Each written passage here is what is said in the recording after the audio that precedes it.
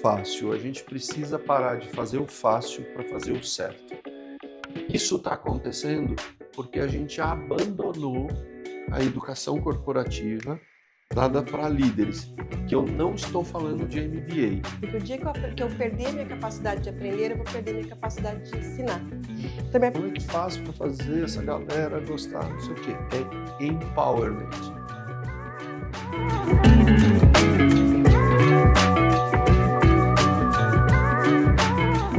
Olá, pessoal, sejam bem-vindos ao Intralizando, o podcast que explora o universo da comunicação interna, do RH e do desenvolvimento organizacional. Eu sou Milena Faneco e hoje nós vamos falar sobre educação corporativa e como ela impacta o crescimento sustentável dos negócios. Aqui comigo eu tenho o Daniel Redaelli, que é Head de Operações da Intralisa. E para falar sobre esse tema, a gente tem o Rubens Pimentel e eu vou precisar de colinha para falar do Rubens. O Rubens é CEO da Trajeto Empresarial, com mais de 35 mil executivos treinados e 2.000 horas de coaching empresarial. Atuou em grandes empresas desenvolvendo programas de educação corporativa e coaching. É professor universitário, escritor e conselheiro da HSM Management. Seja bem-vindo, Rubens. Muito obrigado. Tenho certeza que a gente vai ter um bate-papo bem interessante aqui. É um super prazer estar aqui falar com vocês de um assunto tão importante. Com certeza. Rubens, a gente sabe que investir na educação corporativa é um dos pilares essenciais para o crescimento e sucesso dos negócios, né? E com a inovação e a adaptação se tornando cada vez mais commodities, a educação corporativa ela tem sido um diferencial corporativo. Então, eu queria que você falasse um pouquinho para a gente qual é o impacto da educação corporativa para o resultado dos negócios.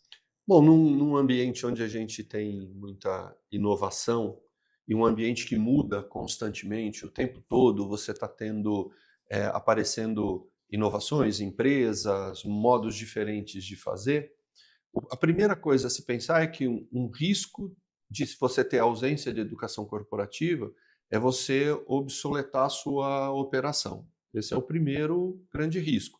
Então, é um impacto negativo nos resultados da empresa. O resultado positivo, ainda que você não seja de uma empresa que dependa de inovação, de muita criatividade, de fazer coisas diferentes, ainda tem o desafio dos líderes de inovar no processo de gestão, no fluxo de trabalho. Então, a gente tem um aumento de custo direto quando as empresas tentam fazer melhor aquilo que ela faz há muitos anos. E esse tipo de coisa, em geral, quando a gente olha, quando a gente está fazendo consultoria e olha, a gente nota um envelhecimento daquele processo. E é por isso que as pessoas pedem aumento de pessoas, eu preciso de mais gente. É porque o sistema está velho e eu preciso de mais esforço. Então, isso está no colo da liderança. É o líder que não estou nem falando do líder máximo, mas estou falando, por exemplo, de um gerente, de um supervisor, que tem a responsabilidade de olhar para o fluxo de trabalho e criar um fluxo inteligente de trabalho ali e colocar as pessoas no lugar certo, né? Então, a gente tem impacto direto. Muitas vezes, só a área financeira sabe desse custo. A maior parte das pessoas não consegue enxergar, é um custo escondido, mas que no médio prazo pode fazer uma empresa desaparecer, por exemplo.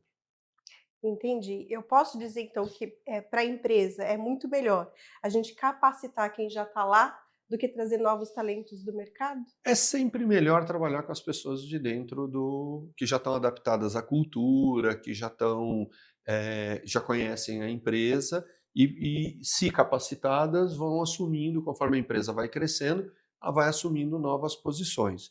Eu advogo que trazer gente do mercado, quando é uma posição nova e, portanto, nesse processo de inovação, você cria uma área nova que você não tem ninguém dentro. Então, você vai ter que trazer gente de fora. Agora, tem uma situação que eu sempre digo, eu até uso uma palavra um pouco forte, tenho usado para isso, que é uma situação cínica, né? Que quando você fala de educação corporativa, eu diria para quem está nos assistindo, eu diria que não tem um executivo ou executiva que vai discordar que isso é importante. Mas se eu olhar na agenda desses mesmos executivos e executivas, vão ter pouquíssimas ou talvez nenhuma hora de agenda para a preparação da equipe que está abaixo dele. Plano sucessório. Plano sucessório, por exemplo. Tem uma regrinha super boa que eu falo para todos os meus clientes. Quando eu te perguntar quem é o teu sucessor, você tem 3 segundos para me dar nome e CPF. Se não souber, Se não tem souber, alguma coisa errada aí. A empresa tem um problema, né? Porque nós somos finitos, nós podemos decidir pescar, nós podemos decidir fazer outra coisa da vida, e aí eu deixo a empresa, por qualquer motivo que seja, e aí a empresa se vê forçada a trazer alguém do mercado, porque não tem ninguém preparado. Então, nessa situação, quando eu trago alguém do mercado, eu dou um recado muito ruim para toda a comunidade da minha empresa, que é: eu não preparei ninguém, eu não preparo ninguém, vocês não são capacitados, e eu vou trazer alguém de mercado. E se eu acertar na pessoa que eu trouxer do mercado, tudo bem. Mas se eu errar, aí eu potencializo um ciclo que é de saída de pessoas, e aí sim eu aumento o custo, aí eu tenho um risco gravíssimo. Ô, Rubens, e daí pegando um pouco para a cultura, né? Porque aprendizagem também é cultura, né? Quais são os desafios hoje enfrentados pela organização para se desenvolver, para se construir uma cultura de aprendizagem? E quais são os elementos essenciais, ou seja, aqueles que eu não posso deixar de considerar ao começar a trabalhar uma cultura de aprendizagem?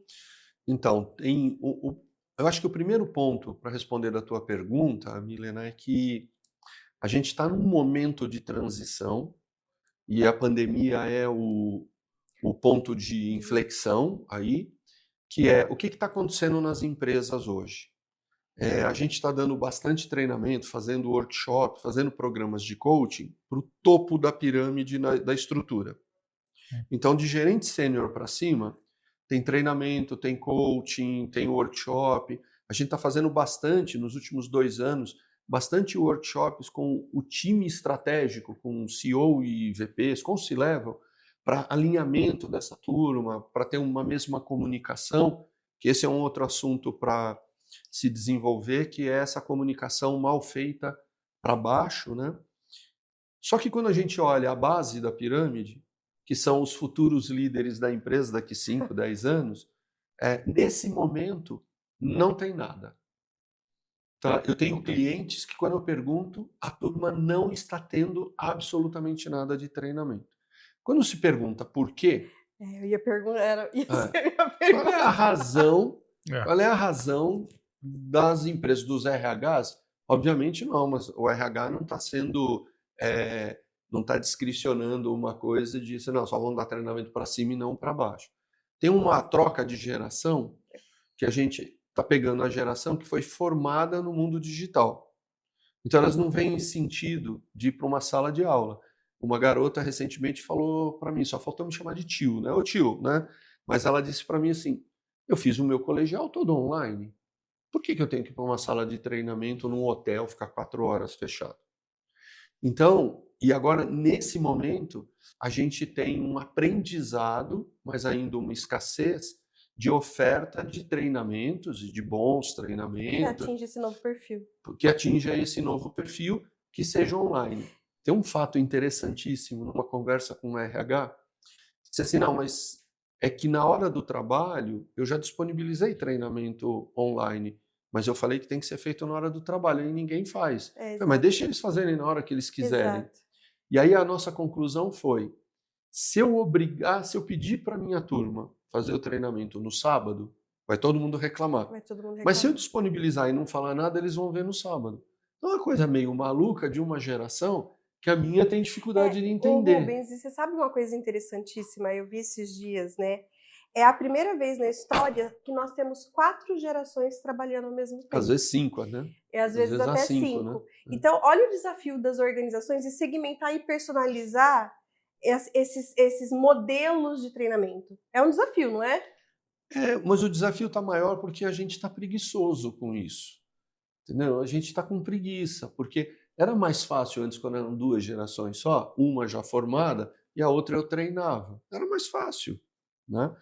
É mais complexo treinar 3 gerações? Uma que é migrante digital, a outra que é meio digital e a outra que é totalmente digital. Precisa de mais investimento? Se tiver pouca criatividade, muito investimento. Com muita criatividade, talvez você invista um pouco menos. Mas a gente precisa trabalhar para dar acesso à informação de qualidade e a uma formação de qualidade em alguns temas, para responder a segunda parte da tua pergunta, que são os temas de liderança, gestão e fluxo de trabalho, que a gente chama na consultoria de fluxo inteligente de trabalho, o FIT, que é a forma como eu trabalho. Como é que eu uso redes sociais no trabalho? Como é que eu uso o WhatsApp? Como é que eu uso e-mail? Como é que eu uso essas ferramentas? Você pegou num ponto bacana, né? Que a gente está falando basicamente de hard skills aqui, né? Mas como que a gente trabalha as soft skills, as habilidades de comportamento, né? Dentro desse contexto e equilibrando a metodologia de aprendizagem tradicional com a digital? Então, isso não é um aprendizado da equipe. Isso é um aprendizado da liderança. E aí tem uma questão meio complexa e nebulosa, que a gente que trabalha com RH complicou uma história que é tirar da mão do líder o controle dos comportamentos. Tá bom? Então, em gerações passadas, a gente chegava no trabalho com um respeito super alto pela liderança. Pela liderança, tá bom? Sim. E o culpado do que está acontecendo é a minha geração que criou essa geração. Os meus filhos são Y, por exemplo, são milênios.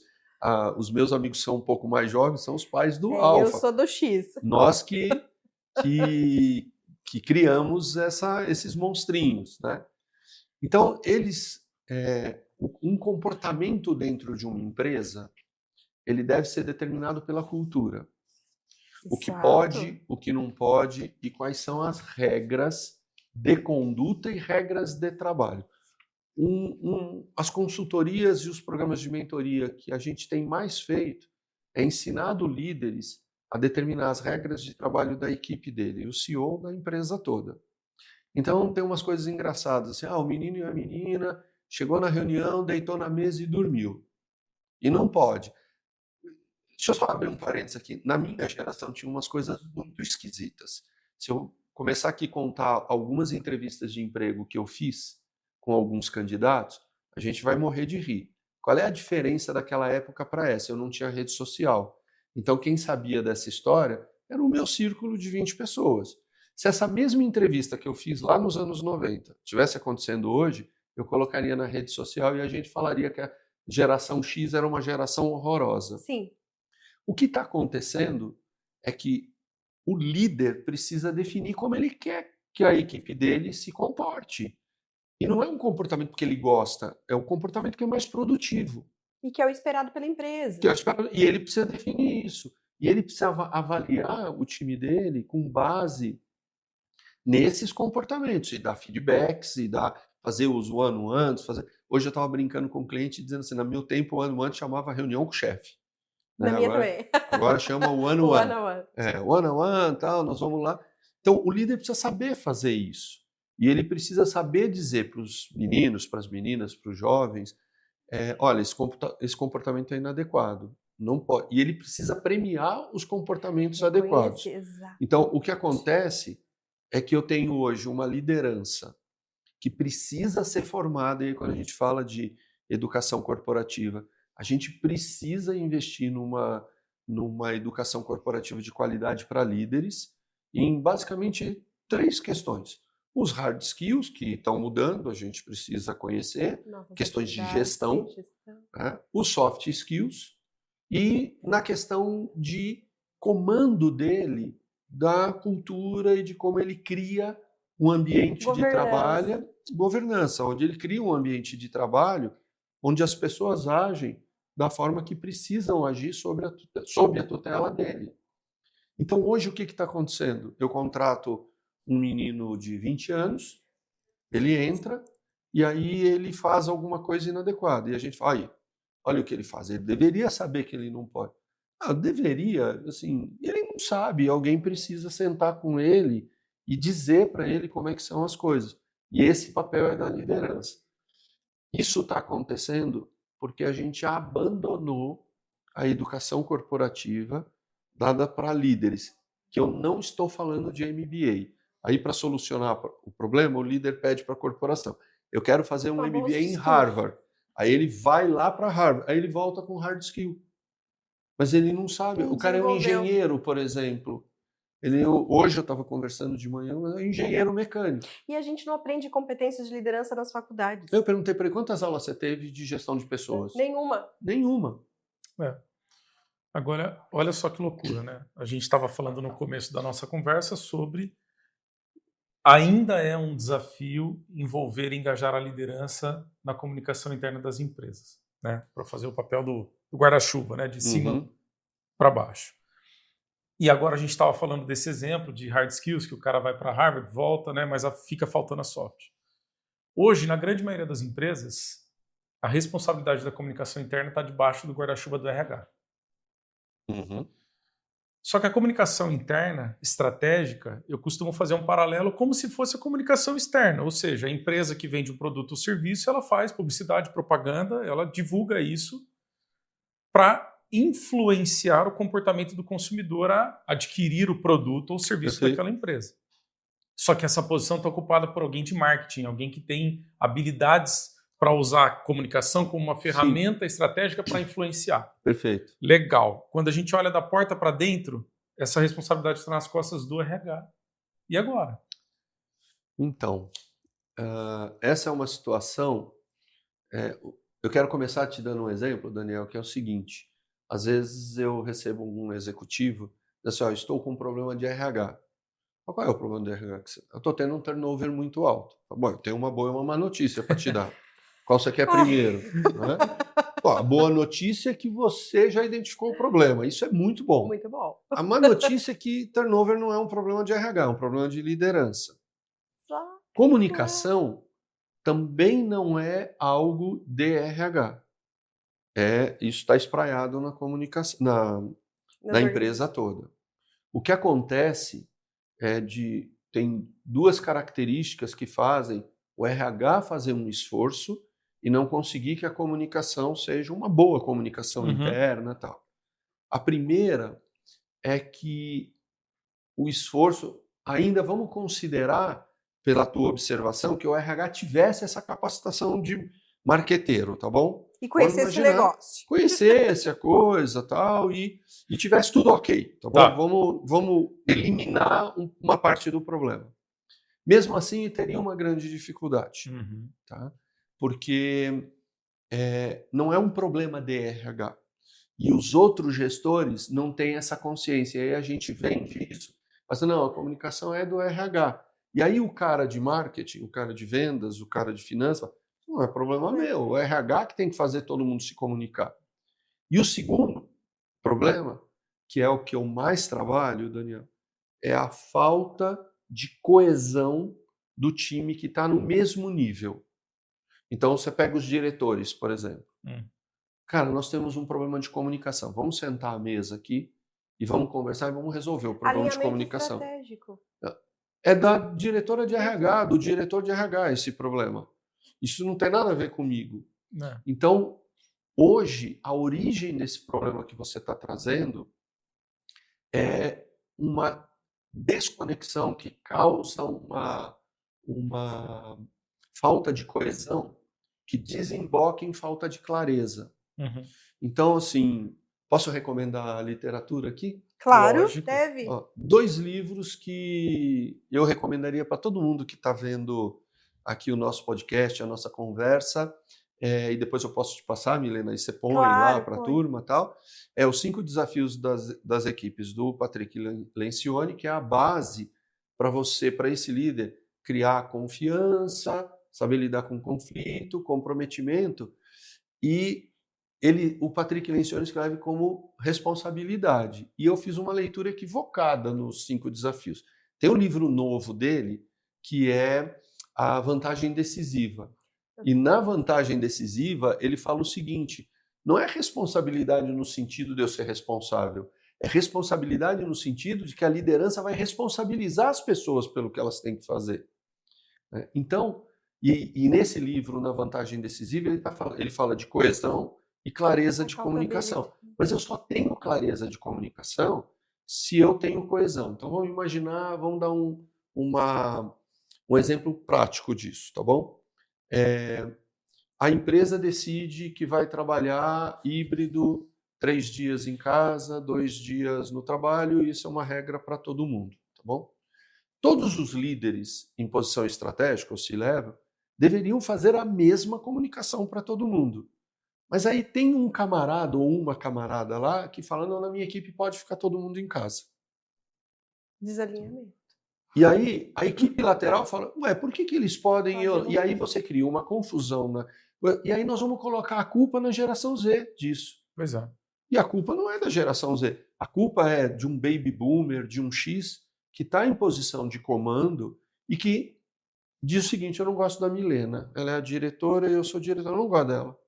Então, nós fazemos comunicação diferente para baixo. Aí essa falta de coesão faz com que as empresas tenham esse tipo de problema. Por isso que eu tenho advogado que a educação corporativa ela deve começar a lidar com o CEO para ele entender como é que ele comanda, né? E hoje a gente tem bastante CEO jovem, que é muito legal, mas por outro lado ele não tem quilômetro rodado. Então tem algumas coisas que necessariamente ele não sabe. Então é muito legal para essa turma mais jovem que está em posição de comando ter um mentor, ter alguém mais velho para poder fazer esse equilíbrio da energia jovem com a experiência. Ó, cuidado aqui e tal. E aí eu vou para baixo. Então a coesão no time de diretores, por exemplo, não é uma coisa, não é uma escolha dos diretores, é uma exigência que o CEO faz. A ponto de ter gente que não fica no time, se não quiser ser coeso com o restante da equipe. Então, o CEO precisa exigir isso. Se ele exigir isso, consequentemente, todo mundo vai exigir a mesma coisa dos gerentes, dos supervisores, e aí eu tenho uma empresa coesa no sentido de... Aí sim eu tenho uma cultura que você citou, Milena, e eu vou ter uma cultura com uma comunicação uniforme. Eu tenho alguns clientes que têm uma situação próxima disso, aí você nem fala em engajamento. Você natural, fala em né? palestra motivacional, em fazer uma palestra motivacional. Já é cultura. Você nem fala disso. Você conversa com a garotada, todo mundo, não, eu quero estar aqui amanhã. Isso, assim. Porque nós estamos fazendo um negócio super importante aqui. Mas porque essa comunicação ela tem uma coesão e tem um poder, e aí o poder vem do garoto, da garota que está começando a trabalhar, está aprendendo o mundo corporativo. Ele faz uma pergunta para a Milena e recebe a resposta A. Ele faz a pergunta para o Daniel e recebe a resposta A. Ele faz uma pergunta para o Rubens e resposta... Ele fala, cara, isso aqui é um lugar maravilhoso de trabalhar. Agora, quando você tem uma empresa disfuncional, você tem respostas não só diferentes, mas contraditórias. Aí é um problema. Exato, porque ele busca consistência e propósito. Então, é interessante porque... E aí não é que eu estou dizendo que você só começa a educação corporativa de cima para baixo. Você, na verdade, faz a educação corporativa em todo o espectro da companhia. Porque no passado era o contrário, né? A pandemia marcou uma virada. Antes da pandemia, eu tinha empresas que me chamavam, ó, dá treinamento aqui para minha turma. Você vai participar, né? O diretor dizia, não, eu não. Você, tipo, eu tô pronto, eu sei tudo, dá treinamento para a base. Tipo assim, bom, agora já treinou, agora os caras têm que fazer. Então tinha um abandono. Agora virou, depois da pandemia, por causa de ter ido para casa e tudo mais, esse virar de ponta cabeça fez com que aparecesse demais a deficiência dessa liderança, que antes da pandemia dizia que estava pronta. E aí está todo mundo colocando os esforços aqui em cima, e aí nós estamos abandonando a base. A minha pergunta tem sido, quando que a gente vai olhar para o todo? Entendeu? Daí, falando de base, né, que a gente ficou aqui na liderança, mas vamos descer um pouquinho. Sim. A gente compete o tempo todo com muita informação. Né? Rede social, aquela avalanche, uma infoxicação absurda, isso é uma coisa. A outra coisa é, a gente mal consegue se adaptar a um sistema novo, a algo novo, já vem outro. né? E agora cada vez mais digital, inteligência artificial, gamificação por tudo. Como que a gente pode, quais são as estratégias que a gente pode adotar dentro das empresas para tornar essa educação corporativa para a base mais estimulante, mais atrativa? Senão ele fala assim, é aquilo, eu tenho outras prioridades, eu não quero isso. E se ele for demitido, ele também, dependendo, não tá nem ligando muito, sabe? Então, diferentemente das gerações passadas, em que o trabalho era uma necessidade de sobrevivência, não é que deixou de ser. Eu acho até que essa geração vai se deparar com algumas situações em que, putz, eu não gosto, mas vou ter que trabalhar porque eu preciso pagar o boleto, né? Simplesmente dropar o trabalho aos 19 anos que você mora na casa dos pais é uma coisa. Aos 29, quando você tem aluguel para pagar, é outra coisa. O problema é que eles não estão saindo da casa dos pais. A maioria eu acho que tá. A grande maioria eu acho que tá, né? O que eu acho que... a forma com que a gente tem que olhar para essa situação é que nessa nova geração a gente precisa gostar do que a gente faz. A geração precisa gostar. Precisa ver sentido, né? E não eu não estou falando, tem alguém aí do outro lado falando, mas aí é fácil. Não é isso que eu estou falando, todo mundo só vai fazer o que gosta. Mas a pessoa precisa ver um sentido naquilo que ela está fazendo. Tá? Tem que ter um sentido aqui. Pô, eu nem gosto de fazer isso que eu estou fazendo. Pô, mas é tão legal estar aqui com essa galera, discutindo esse projeto, olha os resultados que eu dou. Então, tem uma coisa que, quando eu pego o pessoal mais jovem, eu falo assim, não espere que a empresa faça. O que eu vou falar, a empresa deveria fazer. Quando eu estou falando da empresa, eu estou falando do líder da pessoa. Tá? Mas se a empresa não faz, faz você. Esse gostar dessa geração nova de estar no trabalho, ele está ligado a eu conseguir enxergar a contribuição que o trabalho pequenininho, a planilha que eu fiz aqui, qual contribuição tem no grande resultado da empresa. Eu vou te dar, Milena, um exemplo positivo, tá bom? Uma garota que eu disse para o CEO dessa empresa, se eu tiver mais dinheiro que você, eu contrato essa moça, então você se cuide. Tá bom? Eles tinham uma apresentação com um grande cliente, e essa menina fez uma apresentação linda, que a turma da minha agência ia adorar ver. Linda, linda, linda. E eles foram, é uma menina lá, de começo de carreira. E eles foram, a equipe comercial foi, fez a apresentação e eles fecharam o negócio. O que esse CEO fez? Chamou essa moça na sala dele para dizer para ela que sem a apresentação dela, eu estou encurtando a história aqui, sim. Sem a apresentação dela, eles talvez tivessem um pouquinho mais de dificuldade de fechar o negócio. A pergunta da moça para o CEO foi, qual é o próximo trabalho que eu tenho que fazer? Não é eu quero aumento, eu quero... Não é isso, ela quer o próximo trabalho. Eu quero o próximo trabalho, eu quero fazer. Então, essa habilidade de conectar o que ela fez lá na mesa dela, um slide bonito, a fechar um negócio de milhões, essa conexão que dá engajamento e esse reconhecimento que dá motivação. Então, a palavra que responde à tua pergunta, como é que faz para fazer essa galera gostar, não sei o quê, é empowerment. Sem cinismo, de verdade. É dar autonomia para essa galera fazer o trabalho deles. Claro que eles precisam de orientação, eles precisam de acompanhamento, sim, eles precisam, por exemplo, da minha experiência, mas eu não vou me meter naquilo que eles sabem melhor que eu. E a minha geração é muito arrogante, né? A gente acha que porque a gente tem experiência, os meninos não sabem nada. Quando esses meninos, na mesma idade deles, eu era muito menos inteligente, muito menos formado, eu falava menos língua, eu tinha viajado menos. Então esses meninos, essas meninas são melhores. A base hoje é melhor. A gente está reclamando de barriga cheia, o mercado está reclamando dessa galera de barriga cheia. O que eu tenho que fazer? Pega a inteligência artificial. Tá bom? Pô, eu uso. Mas, cara, você pega um garoto, uma garota dessas, os caras estão fazendo muito mais do que eu faço. Sim. Então deixa eles fazerem. Só que a minha geração se mete nesse tipo de coisa. E aí ele fica desmotivado e aí a gente diz que a geração alfa e a geração Z é ruim. E, na verdade, eles são muito bons. Tem gente ruim no meio da geração Z? Tem. Em todas as gerações. Tinha na minha, isso, tinha na todas as X, tinha em gerações, todas. isso. Então, eu até falo, pô, mas eu só acho gente ruim. Eu falo, tu é azarado, hein?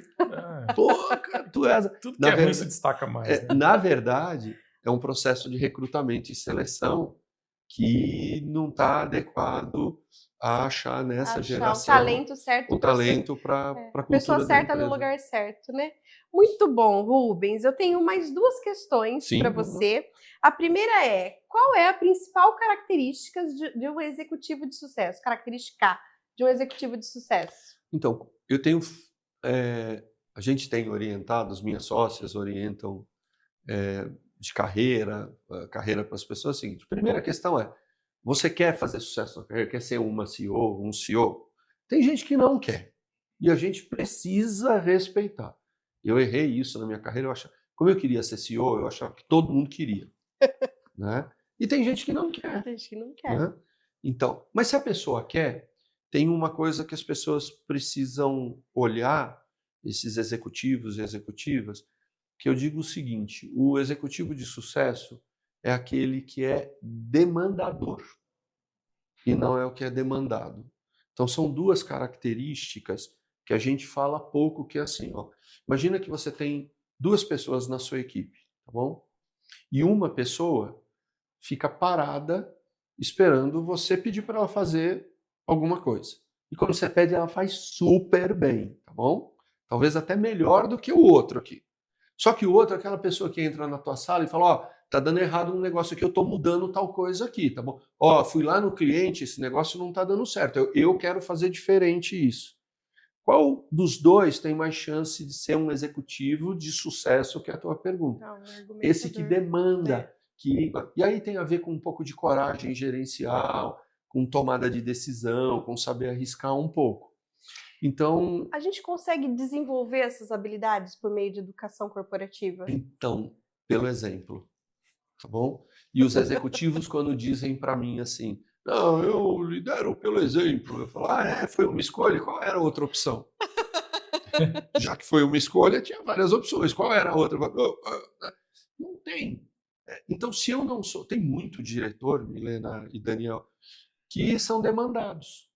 Tem gente que está no C-level, é vice-presidente, e ele responde ao que o CEO pede. E ele faz bem. Só que ele vai ter um gerente, um diretor que está olhando para ele. Olha, se esse cara chegou lá fazendo isso, é isso que tem que fazer. E ele vai ser... Então, você tem uma equipe inteira passiva e aí você contrata uma consultoria para dar treinamento de criatividade e inovação. E não adianta.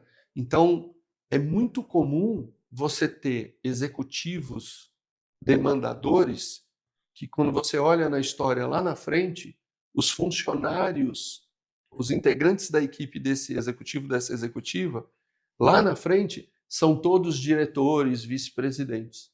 Porque aprenderam pelo exemplo de que eu demando, eu tenho coragem, a área tem a minha cara, é do jeito que eu quero, tem um pouco até de personalismo nisso, que é bom. Personalismo num limite bom, ele é excelente. Então, às vezes, é possível formar uma pessoa, ter educação corporativa só pelo exemplo? Mas o exemplo precisa ser bom. O exemplo arrasta também, né?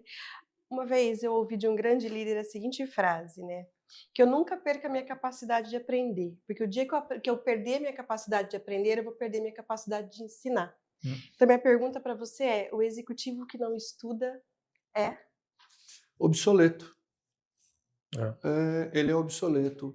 Ele pode ser um executivo importante na operação daquele. Por que ele não perdeu o emprego? É isso que eu quero dizer, tá bom? Tá, se ele é obsoleto, por que a empresa não mandou ele embora? Porque para a operação, ele cumpre a função dele. E como na guerra entre estratégia, planejamento e operação, a operação sempre vai ganhar, eu sempre preciso de gente que faça as coisas acontecerem, esse executivo, ele não perde o emprego dele, ele fica na empresa por fazer mas ele vai ser obsoleto. Então, mas daí eu tenho uma coisa para acrescentar, não sei se você vai concordar comigo. Ele não vai perder o emprego dele, mas ele vai fazer muita gente sair. Sim, Porque ele vai... deixa de ser inspirador, ou mesmo que não saia, ali não será um celeiro de substituição de pessoas. E o mal que ele faz para essas pessoas da equipe dele é muito grande, porque até para o país, é um mal para o país, porque eu não formo líderes. Eu não formo pessoas que com coragem gerencial, pessoas protagonistas do próprio trabalho. Então é muito ruim. Eu diria o seguinte, numa situação ideal, tem que trocar, tem que mexer. Sim, porque daí o negócio também não cresce de maneira sustentável, né? Mas é isso, assim, o executivo que não estuda, ele fica obsoleto. E o mal que ele causa, ele é um mau executivo, porque se ele não estuda, ele não consegue formar a turma que está com ele. E com o tempo, ele não consegue debater lateralmente. Vamos imaginar que tem um grupo de 5 executivos, executivas, um não estuda e 4 estudam. Em 6 meses, esse que não estuda não tem lugar de voz para discutir questões estratégicas. Se eu não aprendo, não ensino. É isso. Ô Rubens, eu aprendi que o óbvio precisa ser dito. Né? O óbvio não existe. Ele não existe, ele precisa ser dito. Né? E eu acho que quando a gente fala que o executivo de sucesso ele precisa estar constantemente estudando, acho que a gente precisa dizer para as pessoas que esse estudando não é só necessariamente o MBA, o hard, é principalmente o soft. Comportamento, entender as gerações, entender os comportamentos e como conseguir liderar um time misto. Eu acho que é um pouco sobre isso também. A gente, por muito tempo, eu lembro da minha época de faculdade, né? Então eu falava assim, você conclui o curso superior, aí você já emenda uma pós e depois você vai para cá, vai para lá, para cá. Legal, mas em paralelo, e o que você está estudando e tentando absorver da parte mais soft, né? Acho que esse é um ponto também que não pode ter. Sem considerar a questão de visão sistêmica do próprio negócio, para poder ajudar o negócio a crescer. Eu tenho um recado para quem assiste a gente, que é para quem tem ambição de crescer, ou para o líder que tem a ambição de trazer a turma dele, tem 3 esferas que eu preciso olhar de conhecimento, tá? De competências, né? De skills. São os skills técnicos, as competências técnicas, porque eu, para estar no negócio, eu preciso conhecer aquele negócio e tal.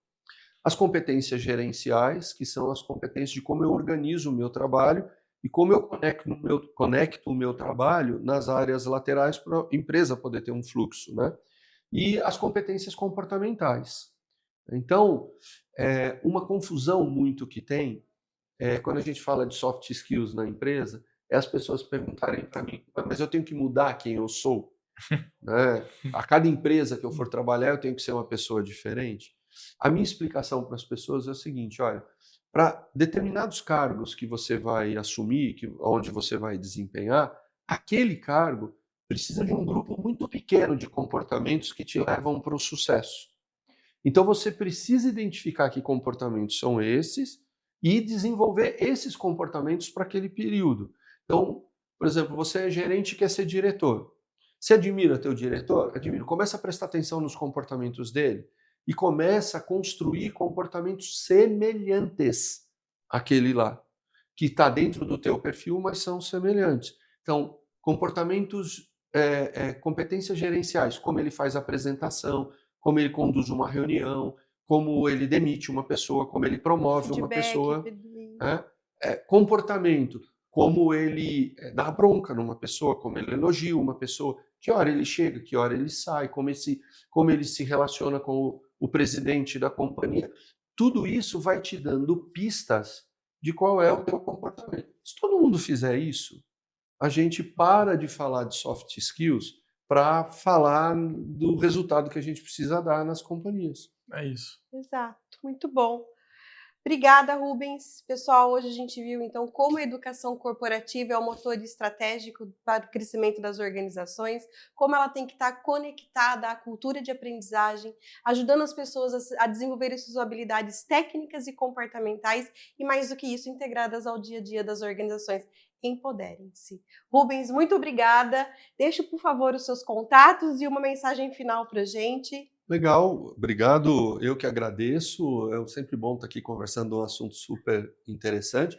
Eu estou nas redes sociais, né? Meus 2 principais canais são o LinkedIn e o YouTube. Então, eu tenho um canal, Rubens Pimentel, no YouTube. Tem várias séries sobre liderança. Eu gravo vídeos pensando numa série. Então, toda série tem 20 vídeos, 18 vídeos, todos curtos, mas que no todo fazem um sentido muito bacana para quem está procurando aquele assunto. Legal. O meu recado final é: não existe o fácil, a gente precisa parar de fazer o fácil para fazer o certo. Então, e não existe vida fácil. Muito estudo, muito trabalho, muita dedicação para fazer o certo e nunca deixar de fazer o certo para fazer o mais fácil. Esse é o meu recado para todo mundo. Perfeito. Muito obrigada, Dani. Obrigada. Quer falar alguma coisa? Não, é isso. Pessoal, muito obrigada. Não esqueçam de acionar o sininho aqui no YouTube. Curta as nossas redes sociais e até o próximo episódio.